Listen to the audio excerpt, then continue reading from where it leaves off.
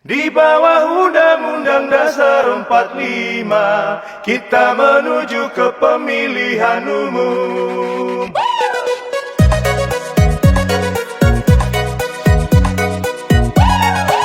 Pemilihan umum telah memanggil kita, seluruh rakyat menyambut gembira. Hak demokrasi Pancasila, hikmah Indonesia merdeka. Pilihlah wakilmu yang dapat dipercaya, pengemban Ampera yang setia. Di bawah Undang-Undang Dasar 45, kita menuju ke pemilihan umum. Pemilihan umum telah memanggil kita, seluruh rakyat menyambut gembira. Hak demokrasi Pancasila, hikmah Indonesia merdeka. Pilihlah wakilmu yang dapat dipercaya, pengemban Ampera yang setia. Di bawah Undang-Undang Dasar 45, kita menuju ke pemilihan umum.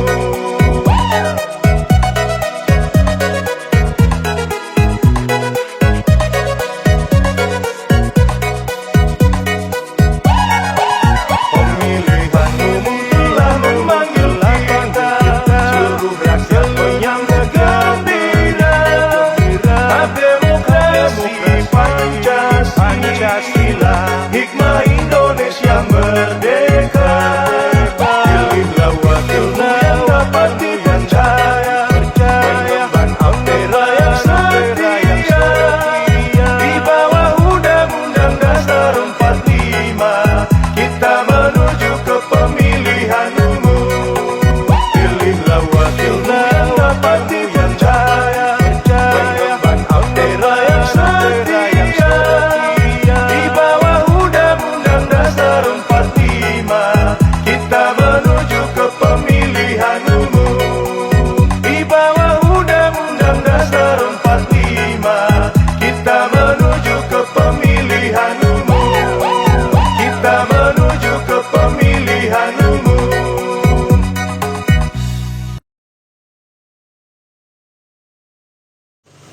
Om Anugraho Amatadi Sangkufami. Makan pakai tangan.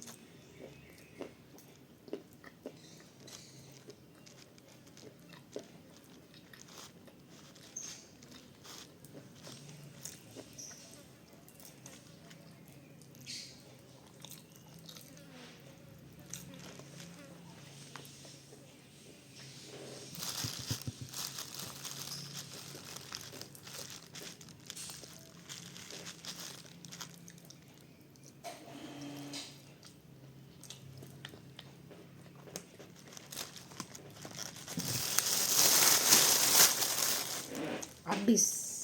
Lapar. Latihan buat nyoblos besok ya. Besok kita tusuk dia. Latihannya begini. Nah, besok itu kita mau coblos nomor berapa sudah ada seperti ini. Nih, pertama. Ini salaknya ada. Nah, salaknya ada 3. 1, 2, 3. Nah, kemudian nangkanya juga nih. 1. Tuh. 1, 2, 3. Salaknya ulang lagi. Salaknya 1, 2, 3. Nah, ini sekarang kuenya juga nih, kuenya ada 3 juga. 1 dipisah biar kelihatan. 2 dipisah lagi biar kelihatan. 1 lagi.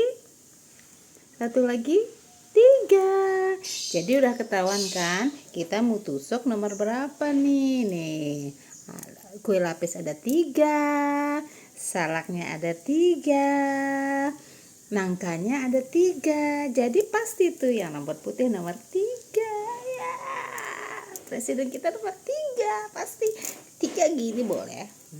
I love you. Nih I love you nih. Nih I love you. Ah, tuh kan I love you namanya. Jangan lupa besok datang sepagi mungkin. Ya, biar tidak ada kecurangan. Kecurangan dosa loh, neraka.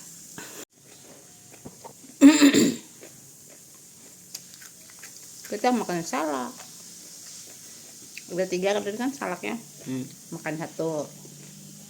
Tinggal 2. Biar semangat besok milih biar sehat. Jadi kalau kita sehat, otak kita waras. Kalau otak kita waras, berarti kita pintar dan sehat. Bukan cuma sehat aja, pintar dan sehat.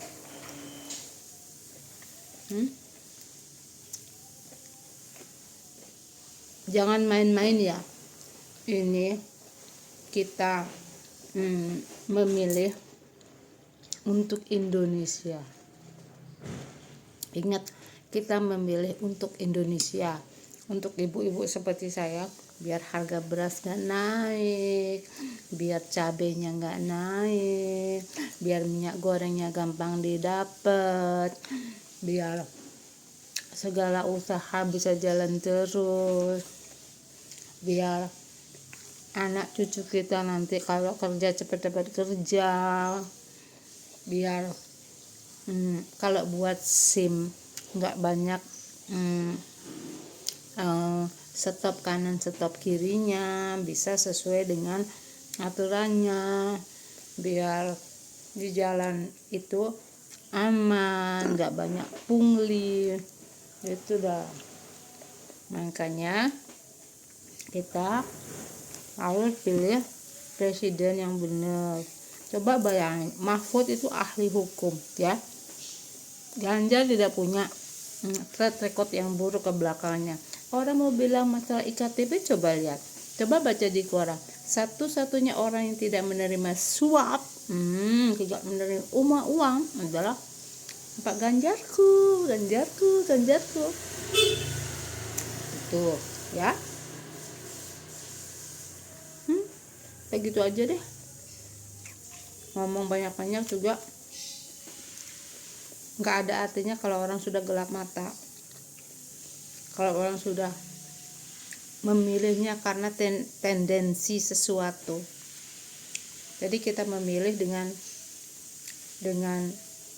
berpikir waras saja. Sekarang nyari orang berpikir waras tuh susah. Kalau saya pribadi, percuma orang tua saya nyekolahkan saya fakultas hukum, percuma orang tua saya membiayai saya kuliah mahal-mahal, orang tua saya capek nyari duit kemudian nyekolahin saya mahal-mahal, terus saya memilih jurusan hukum. Kalau saya tidak memilih Ganjar tuh goblok ya, rugi orang tua saya nyekolahin saya.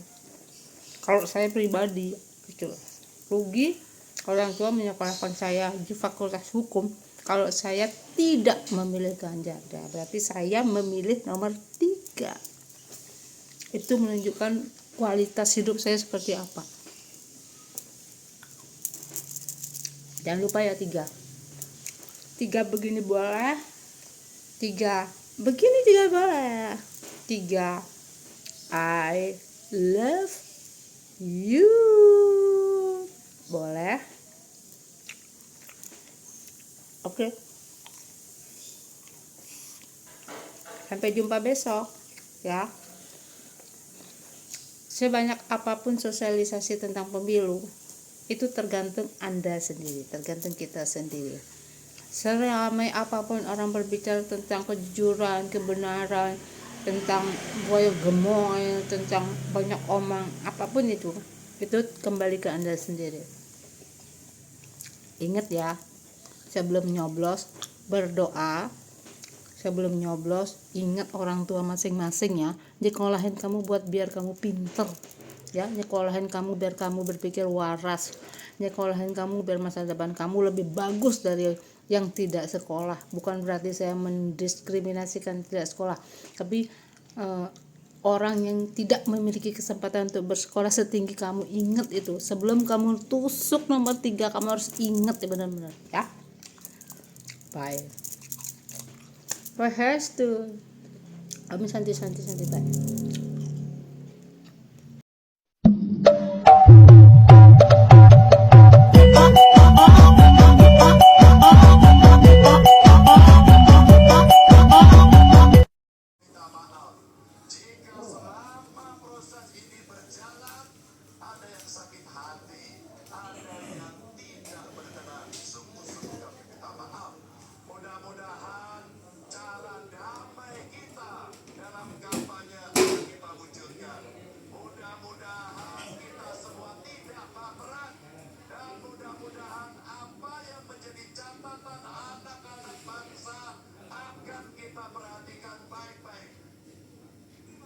Kak, cuci tangan dong, Kak.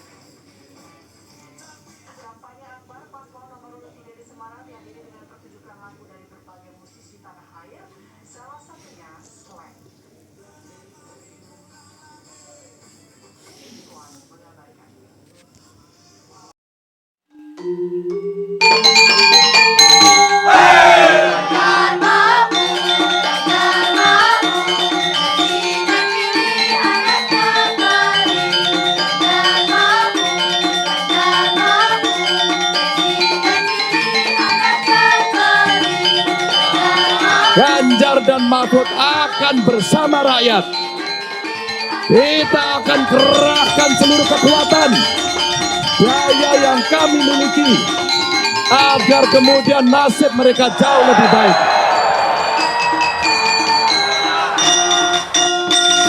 Coblos nomor 3, Ganjar Mahfud. Pertanyaannya, bagaimana komitmen dan apa program yang akan dilakukan paslon untuk meningkatkan kesejahteraan serta kompetensi guru dan dosen? Waktu Bapak 2 menit dimulai saat Bapak berbicara. Terima kasih. Ketika kita berbicara tentang mencerdaskan kehidupan bangsa, maka pendidik menjadi kuncinya. Kita ingin pendidik bisa mendidik anak-anak kita. Karena itu kita harus bertanggung jawab dengan penuh atas kesejahteraan pendidiknya, agar dia bisa konsentrasi mendidik anak-anak kita. Prinsip itu harus dipegang oleh seluruh penanggung jawab kebijakan di seluruh Indonesia. Kalau kita punya pegangan itu, maka terjemahannya mudah. Terjemahannya ada pertanyaan, apakah tenaga pendidikan, pendidik di tempat Anda bertanggung jawab sudah mendapatkan penghasilan yang adil, penghasilan yang setara? Jadi masalah-masalah yang kita miliki sekarang, misalnya ada puluhan ribu guru honorer belum diangkat jadi guru P3K, ada 1,6 juta guru belum tersertifikasi, lalu beban administrasi, itu semua bisa diselesaikan dengan prinsip tadi, bahwa kita harus bertanggung jawab atas kesejahteraan pendidiknya. Jadi program yang menurut saya harus dikerjakan, kita akan bersama kerjakan adalah percepatan pengangkatan 700.000 guru honorer menjadi guru P3K. Kemudian beasiswa untuk anak guru dan anak dosen serta anak tenaga kependidikan. Jangan sampai mereka mendidik puluhan ratusan anak, tapi anaknya tidak pernah bisa menyelesaikan pendidikan sampai tuntas. Kemudian penghargaan dan tunjangan bagi dosen dan peneliti yang berbasis pada kinerja. Dan yang tidak kalah penting adalah mengurangi beban administrasi. Dosen beban administrasinya luar biasa besar. Dosen itu mengajar, meneliti, malah pengabdian masyarakat. Tapi jangan diberikan beban administrasi yang terlalu besar. Jadi prinsipnya ada nilainya dulu yang kita pegang, kemudian ada turunan teknisnya, teknokrasi yang tadi saya sampaikan, dan kemudian bebaskan dari beban-beban yang tidak perlu. Demikian jawaban kami. Terima kasih. Selanjutnya kami persilakan kepada calon presiden nomor 2 Bapak Prabowo Subianto untuk menanggapi atas jawaban yang disampaikan oleh Bapak Anies Baswedan. Waktu Bapak 1 menit mulai saat Bapak berbicara. Secara garis besar ya, secara objektif saya menilai jawaban-jawaban Pak Anies baik, bagus, relevan. Saya banyak setuju dengan jawaban tersebut. Mungkin maklum beliau mantan Menteri Pendidikan begitu. Siap, Bapak. Tapi enggak, saya sangat sependapat. Saya menambahkan bahwa kita harus mengaudit, mengkaji sekarang sistem kita ini baik atau tidak. Karena banyak sekali kebocoran-kebocoran dalam alokasi dana yang diturunkan sampai ke tingkat kabupaten dan sebagainya. Ini menyangkut memang masalah mental dan budaya banyak pejabat-pejabat kita. Jadi kita harus koreksi diri, kita harus audit, dan di mana masalah sistemik yang kurang baik harus kita perbaiki. Kita harus berani memperbaiki sistem yang kurang baik. Terima kasih. Saya dapat Bapak.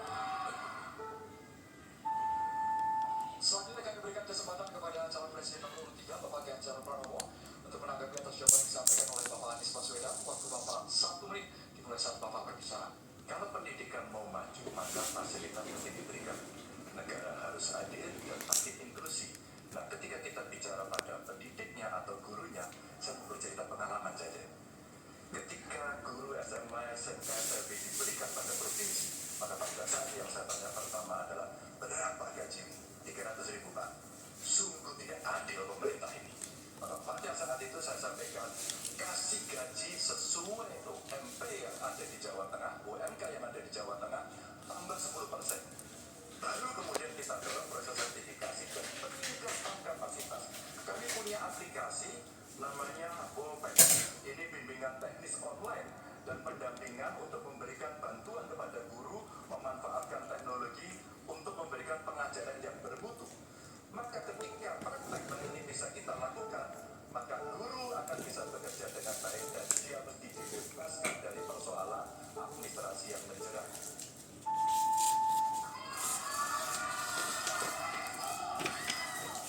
Selanjutnya, calon presiden nomor 1 Bapak Anies Baswedan untuk merespon tanggapan dari calon presiden nomor 2 dan juga calon presiden nomor 3. Waktu Bapak 1 menit dimulai saat Bapak berbicara. Terima kasih Pak Prabowo, terima kasih Pak Ganjar atas kesepemahaman yang terkait persoalan ini. Dan memang kita harus melihat pengeluaran di bidang pendidikan jangan dipandang sebagai cost, sebagai biaya, tapi pandanglah sebagai investasi. Karena itu, negara jangan pelit kalau bicara tentang investasi di bidang pendidikan. Dan jangan pelit kalau sama guru. Jangan pernah kita memberikan yang seminim mungkin untuk guru. Berikan yang adil, sehingga mereka bisa konsentrasi. Dan kami cerita sedikit yang kerajaan Jakarta. PAUD, guru-guru PAUD mendapatkan hibah di Jakarta. Kemudian guru-guru agama kita berikan bantuan. Semua guru dan dosen di Jakarta bebas PBB rumahnya. Sebagai apa? Sebagai penghargaan dari negara untuk mereka. Jadi kita berikan dukungan kepada guru dalam artian status dosen juga begitu, kemudian penghasilannya dan kehormatannya. Pandang ini sebagai investasi untuk Indonesia menjadi negeri yang tercerdaskan. Terima kasih. Baik hadirin dan juga pemirsa, kita beralih ke calon presiden nomor 2 Bapak Prabowo Subianto. Kami mohon kepada panelis untuk mengambil undian subtema di dalam fishbowl. Kami persilakan kepada Bapak Timbul Siregar untuk bisa menuju ke wadah yang telah tersedia. Sambil diperlihatkan Bapak kepada masing-masing calon presiden dan juga PKB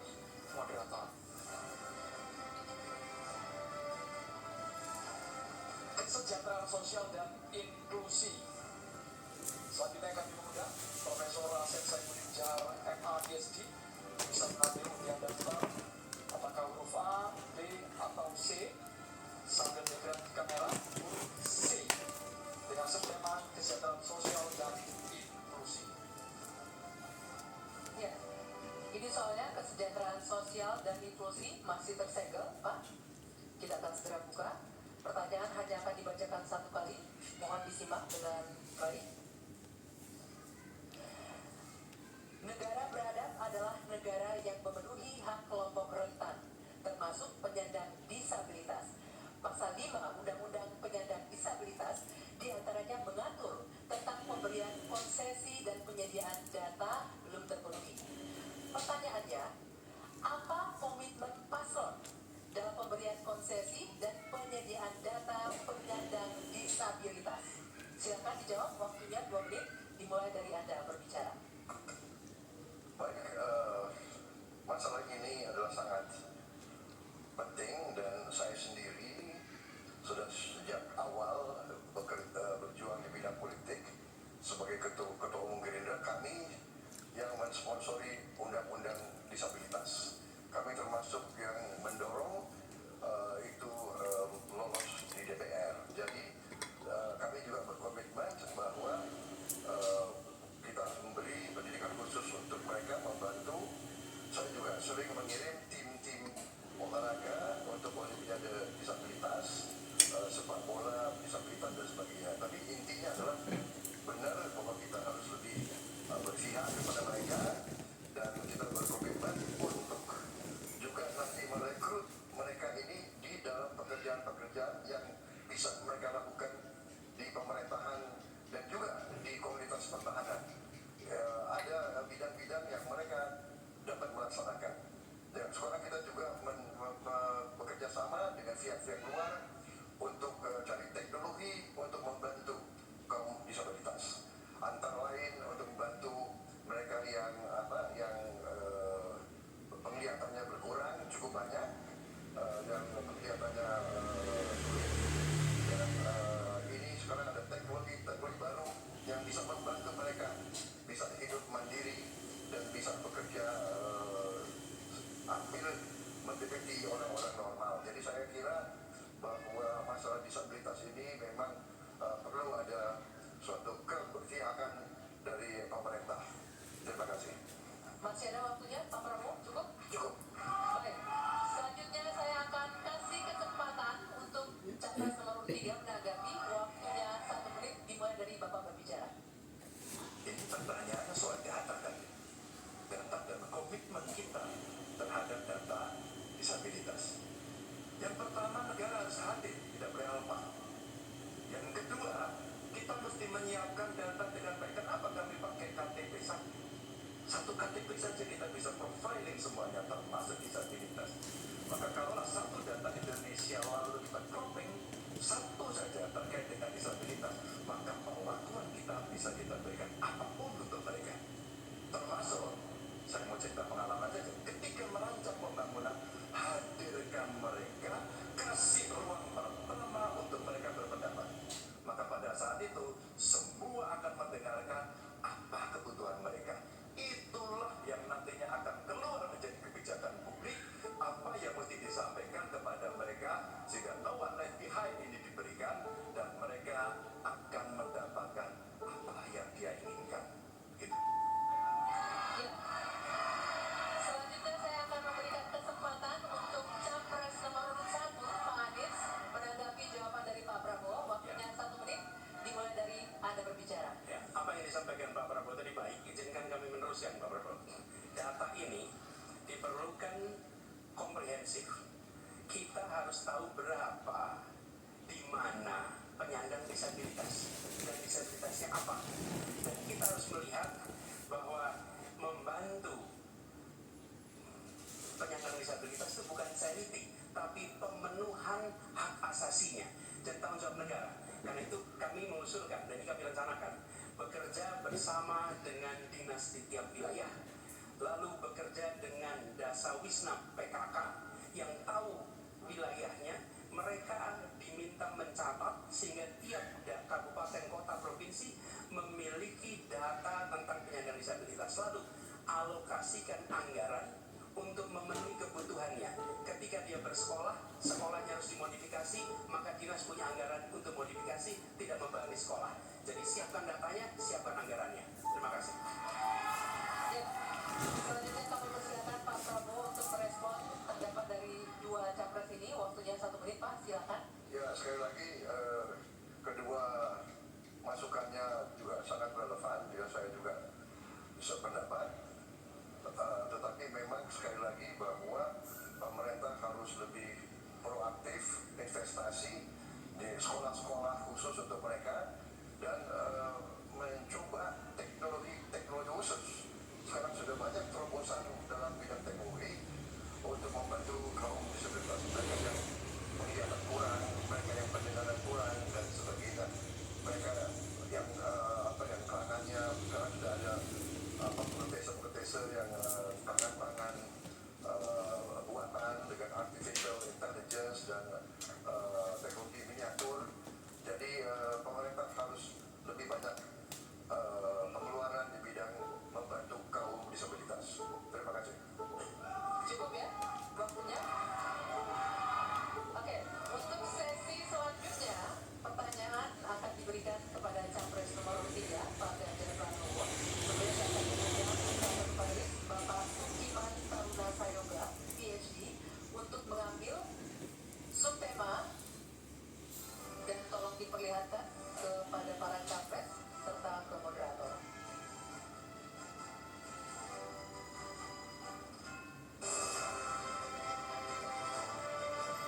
Ya, subtemanya ketenaga kerjaan.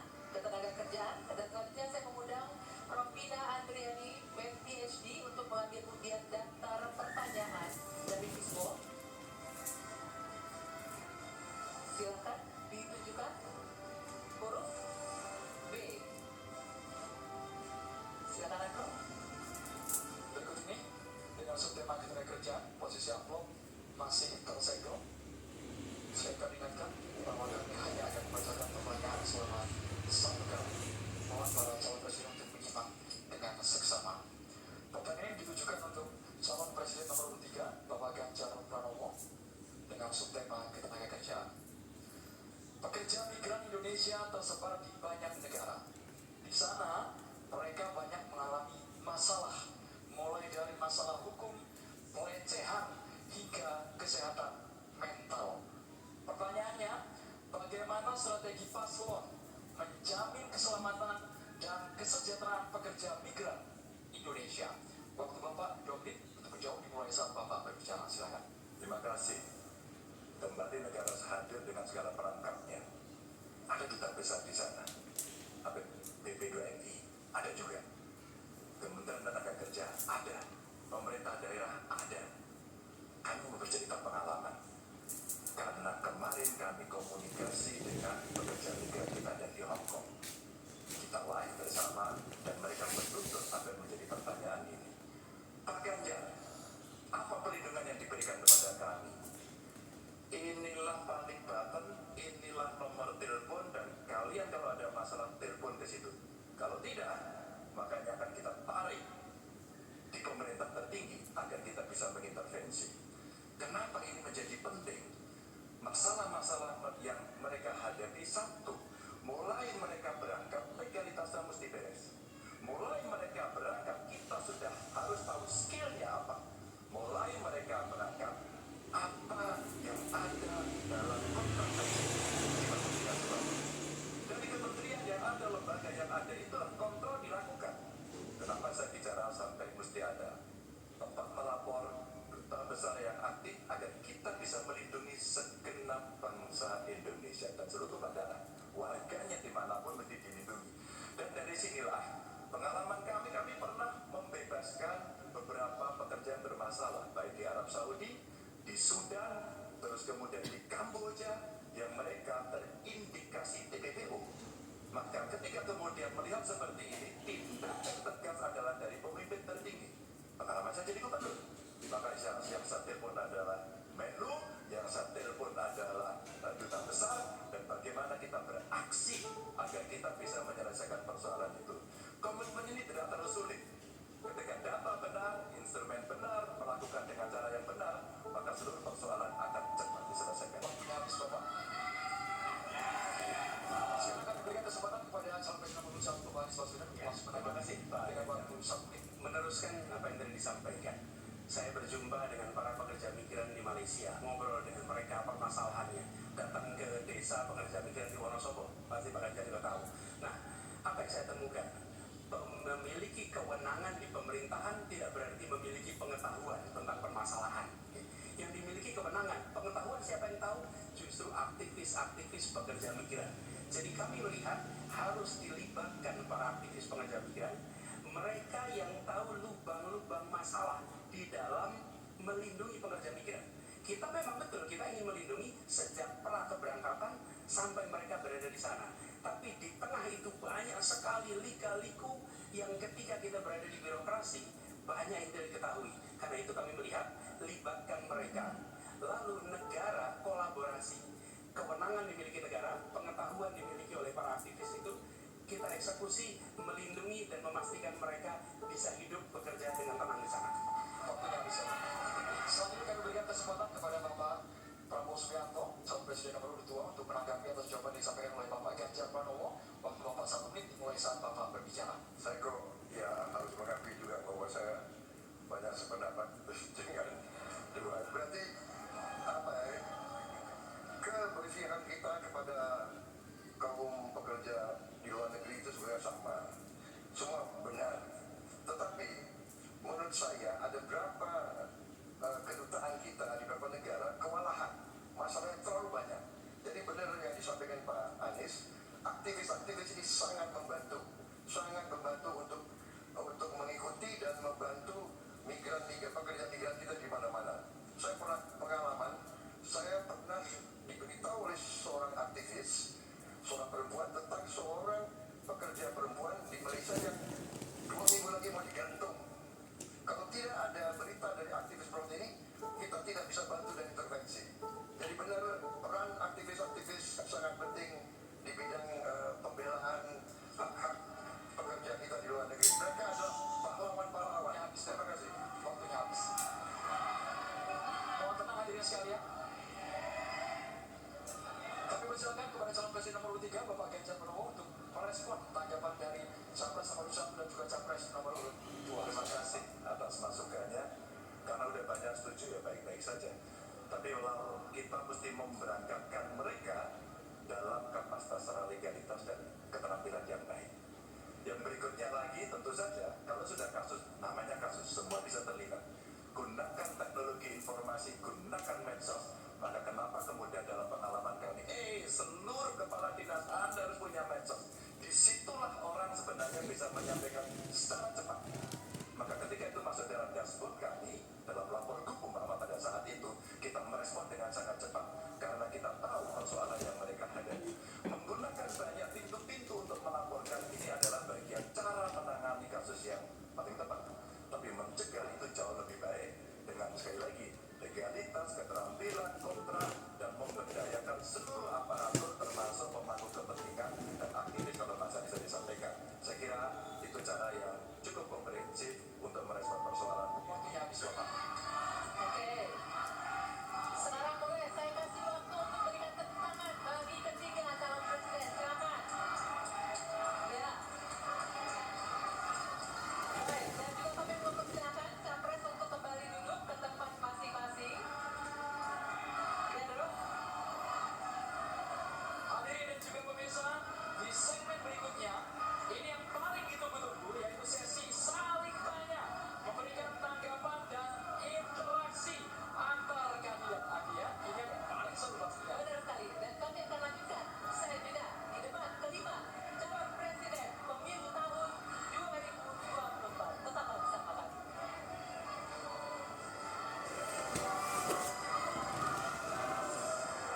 Wabarakatuh. Selamat sore, salam sejahtera untuk kita semuanya. Om Swastiastu, Namo Buddhaya, Shalom, Rahayu. Membangun Indonesia yang beradab, kita mulai dari 3 bagian. Kita punya kepribadian dalam kebudayaan dan itu mesti masuk di dalam jiwa insan Indonesia. Dan tentu saja kesehatan menjadi yang pertama. Itu adalah sesuatu yang paling bagus. Kita olahraga, makan sehat, dan itu akan membantu dalam politik kesehatan kita akan jauh lebih baik. Dan tentu saja akses kesehatan yang diperlukan di setiap desa. Kenapa Ganjar Mahfud membuat satu desa, satu vaskes, satu nakes? Karena kami ingin mereka mendapatkan yang terbaik. Dan kemudian ibu, anak, lansia, disabilitas, masyarakat adat akan mendapatkan peran yang sama di dalam layanan-layanan kesehatan, di mana di daerah-daerah terisolir mereka membutuhkan akses ini dengan sangat bagus. Kalau itu semua sudah baik, Bapak Ibu, maka pendidikan dan kebudayaan mesti kita bangun bersama-sama. Akses pendidikan yang baik, lebih inklusi, kemudian kurikulum yang mantap, dan tentu saja fasilitas yang diberikan harus bisa memberikan akses terbaik untuk anak-anak didik kita, termasuk nasib guru dan dosen. Kalaulah kemudian ini bisa berjalan dengan baik, maka perempuan muda dari Jogja, Mbak Kalis namanya, menyampaikan, Pak Ganjar, perhatikan mereka yang selama ini terpinggirkan. Ada dua yang utama, kelompok perempuan, dan yang kedua adalah penyandang disabilitas. Tolong betul agar sekolah makin inklusi dan mereka tidak mendapatkan perlakuan yang diskriminatif. Setelah itulah kemudian baru mereka bekerja. Dan tentu saja keterampilan yang dia dapatkan melalui pendidikan yang baik ini akan mendorong atau bisa merespon lapangan kerja yang sangat terbuka dan upah buruh yang baik.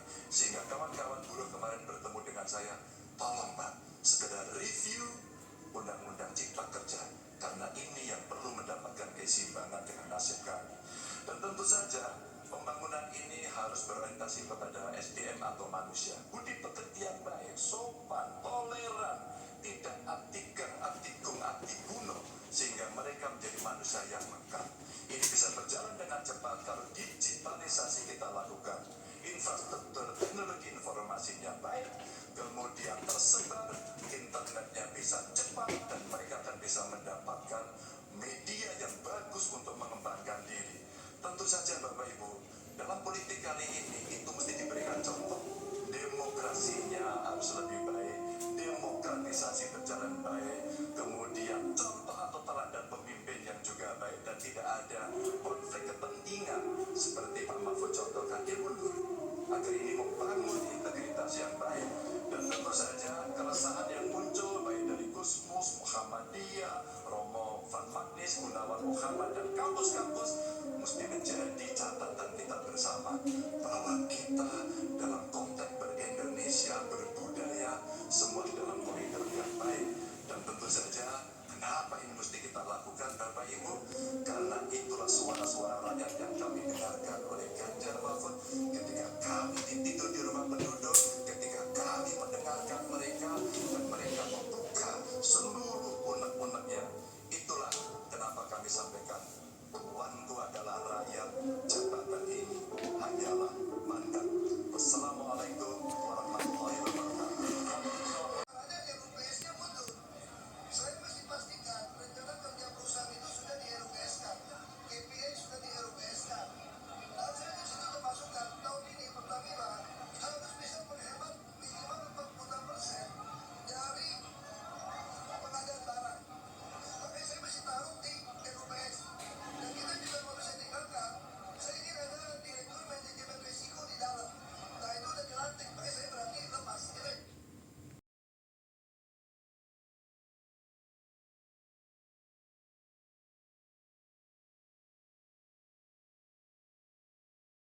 Kampus itu taman itu etika sebenarnya ya, yang selama puluhan tahun di Indonesia itu kampus, betapapun otoriternya negara, kampus tetap tangguh gitu. Nah yang sekarang saya lihat sistem pengelolaan kampus itu sudah terlalu banyak dicampur oleh politik, terlalu birokratis gitu.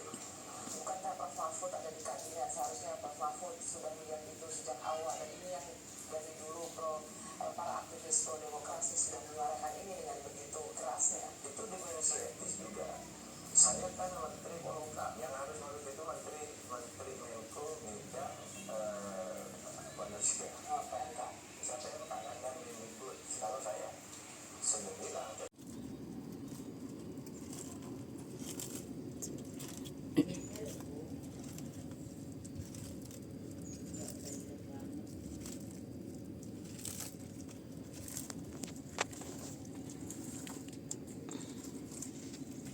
Kasi bangkang udah belum makan.